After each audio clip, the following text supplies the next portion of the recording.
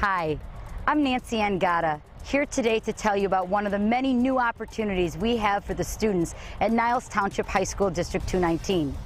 I'm standing here on the Niles West field.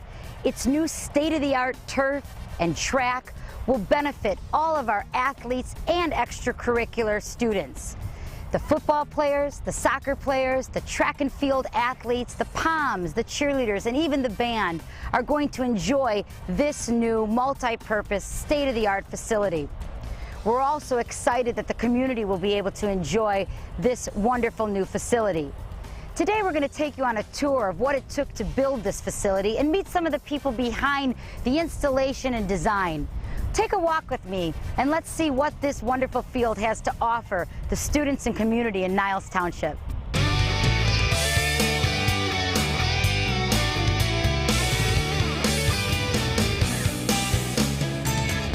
Some of you may have enjoyed a meet or a game at Niles North last year. They installed artificial turf, and with its great success, we extended the project to Niles West High School this year. In addition, Niles West will also have a state-of-the-art track. This track was used most recently in the 2008 Olympic Games in Beijing. It will be one of only 3 facilities in the entire United States of America where high schools are using this wonderful new state-of-the-art material. Now, let's take a moment to meet a couple of the people behind this wonderful project.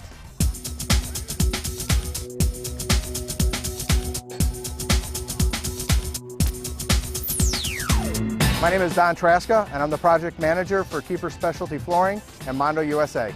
I'm Tom Bayless. I work for Leggett Architects, and I am the architect of record who was responsible for designing this project.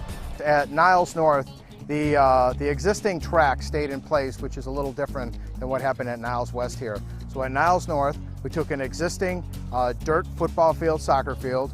We renovated it by removing the existing dirt, and we brought in artificial synthetic turf put on top of it. The turf can be used for football, soccer, boys and girls lacrosse, band, PE, any type of athletic applications. It helps me and it helps my teammates. You know, we cut real fast on the turf. It feels much better than grass because, like, I feel like when I step on it, like, you know how mud is when you step in it, you smush down or whatever. I feel like more confident. You know, I won't slip or anything on the turf. I play DB, and at DB you need to be quick and you need to be able to make good cuts, nice fast cuts on a dime, and it really helps me. But when the district advised us that they wanted to make both schools equal, they called us in to take a look at this facility. They also wanted to improve the track to an 8-lane competition field. There was some question because of its age whether it was certifiable or not. So we had to completely survey and verify all existing conditions and then prepare the site to accept new surfaces. The installation begins with the stone subbase. The installation begins then with rolling out the panels of turf. We call them 160s. So the first panel is installed and it's marked as panel number 1. The panels then move forward. Each panel is sewn. They're sewed the whole length of the field. The panels are opened and each line is straightened to make sure its planarity is perfect vertical going down the field. This process takes place all the way from the goal line down to the back of the end zone to the other end of the field. Once that's completed, the next thing we do is we do the sidelines of the field. These seams are actually glued in for strength. Once the field is green, we then start inlaying the hash marks and then the numbers and then the arrows. The next thing that goes in are the soccer lines. And then we lay the end zone lettering and the center logo. Once that's all done, the field is brushed to stand up all the fibers, and then we start the infill of the sand. The sand is there as a weight ballast. It adds stability to the field itself of play so that when a larger athlete starts making cuts and turns on the field, that the carpeting does not roll from underneath his foot. Once that's done, we bring in the Mondo EcoFill. The EcoFill is a little different than a lot of the other infills in the industry. It's a recycled product made all of recycled materials. So the EcoFill is laid with, we use top dressers. So the field is brushed and they're put on in light coats with the top dresser.